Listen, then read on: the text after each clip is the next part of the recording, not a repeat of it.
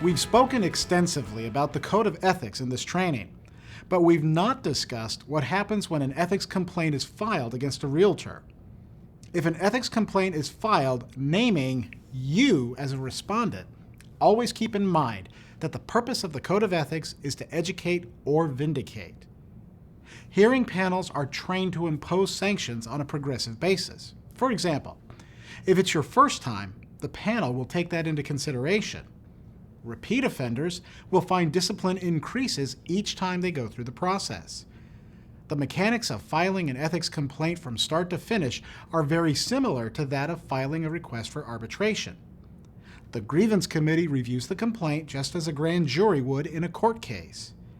If the grievance committee determines that a possible violation may have occurred based on the face of the complaint, the case is forwarded to the Professional Standards Committee for hearing. If not, the matter is dismissed, and the complainant has the opportunity to file an appeal with the Board of Directors.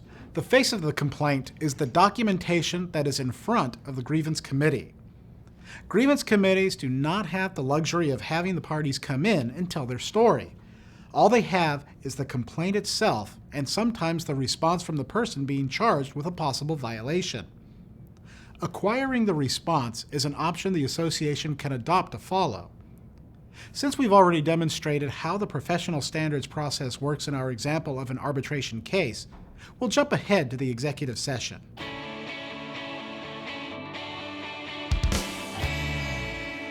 As hearing panel chair, I want to take a few minutes to remind you that our purpose here is to determine if the respondent has violated the code of ethics. Before we begin our discussion, we need to review the burdens and standards or proof in an ethics hearing. The burden of proof must be clear, strong, and convincing. According to the Code of Ethics and Arbitration Manual, this is defined as that measure or degree of proof which will produce a firm belief or conviction as to the allegations sought to be established. With that said, let's open the floor for discussion. Lauren?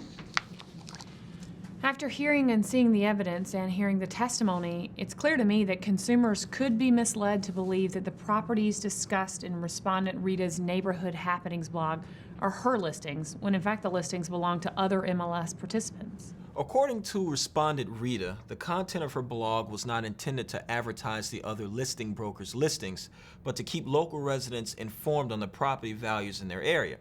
Given today's market and everyone getting their tax appraisals in the mail, she wanted homeowners to know where they stood if they decide to put their properties on the market. The blog had nothing to do with the other listings, but was simply to show how the comps stood in the area. Let's look at case interpretation 12-12, appearing under the guise of news.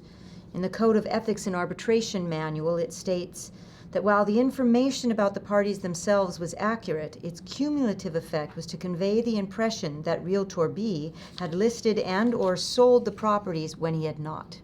If I were to compare the cases we are considering with interpretation 12-12, they are very similar in my opinion. I've read Rita's blog several times, and I agree there's nothing there that indicates the listings belong to other MLS participants. Exactly.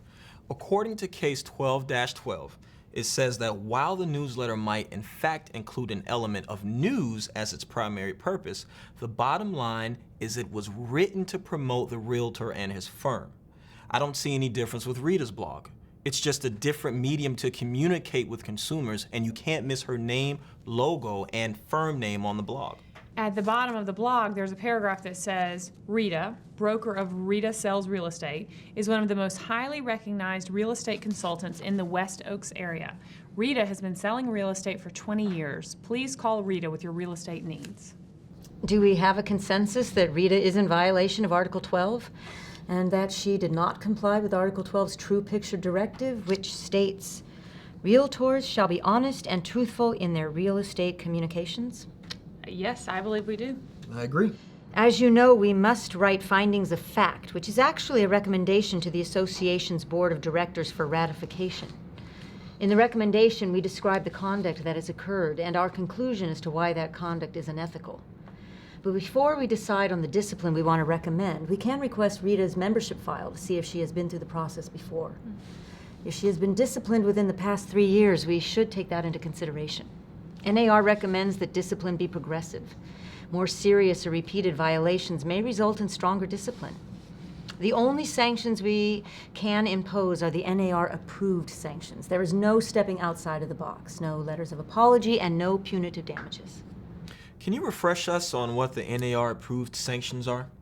Sure. A letter of warning with a copy to be placed in the member's file. The panel recommends how long the letter will remain in the file. A letter of reprimand is the official reprimand of the association. Again, the panel recommends how long the letter remains in the file. The requirement to attend the ethics portion or the board indoctrination course or other appropriate course or seminar specified by the hearing panel, which the respondent could reasonably attend, taking into consideration cost, location, and duration. An appropriate and reasonable fine, not to exceed $5,000. Probation with another form of discipline can be put on hold for a stipulated period of time no less than 30 days or more than 1 year. Suspension from membership for not less than 30 days or more than 1 year, with automatic reinstatement of membership in good standing at the end of the specified period of suspension, or pay a fine of up to $5,000. Expulsion from membership with no reinstatement privilege for a period of 1 year to 3 years. The recommendation of the hearing panel should be written clearly, articulating all intended consequences, including denial of MLS participatory or access privileges. Suspension and termination of MLS rights and privileges may be no less than 30 days nor more than 1 year, if termination of services is stated for a period of 1 to 3 years. In certain states, MLSs are required by law to allow non-members access to MLS service. If a member is suspended from Realtor membership, losing his or her membership rights, privileges and services, including services provided by state and national, are suspended. However, if certain rights and privileges are available to non-members, such as MLS access, those rights and privileges cannot be taken away. Can a member be temporarily suspended until he or she complies with the sanction that's been approved by the Board of Directors? Yes, the member can be suspended from membership until they have complied. Since this is Rita's first time, we may want to recommend that she receive a letter of warning and attend an ethics training course at the association by a certain date. If she doesn't comply, we should also recommend alternative discipline, so she understands the seriousness of complying with the discipline. I think assessing her a fine of $500 will be appropriate if she doesn't comply. I agree. Then we are unanimous?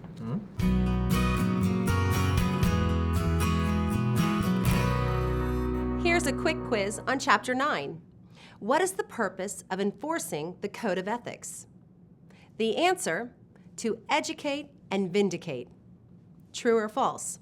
Requiring a member to write a letter of apology is one of the NAR-approved disciplinary sanctions. The answer, false. Can a member be temporarily suspended until the member complies with a sanction, such as paying a fine or attending an educational course that has been approved by the Board of Directors? The answer is yes. According to the Code of Ethics and Arbitration Manual, the member would be seen as having the keys to his own cell, meaning the length of his suspension or expulsion is dependent on his own actions. True or false? Fines cannot exceed $5,000. The answer is true. Next question. How long can a letter of warning or a letter of reprimand remain in the member's file? The answer is, as long as it is recommended by the hearing panel and approved by the Board of Directors. We'll end Chapter 9 with an interesting fact. What happens if an ethics respondent resigns or otherwise causes membership in the board to terminate after an ethics complaint is filed, but before final action is taken by the Board of Directors? The process is suspended, and the complaint held is forwarded to any board where the respondent holds membership. The saying, "You can run, but you can't hide," definitely applies here.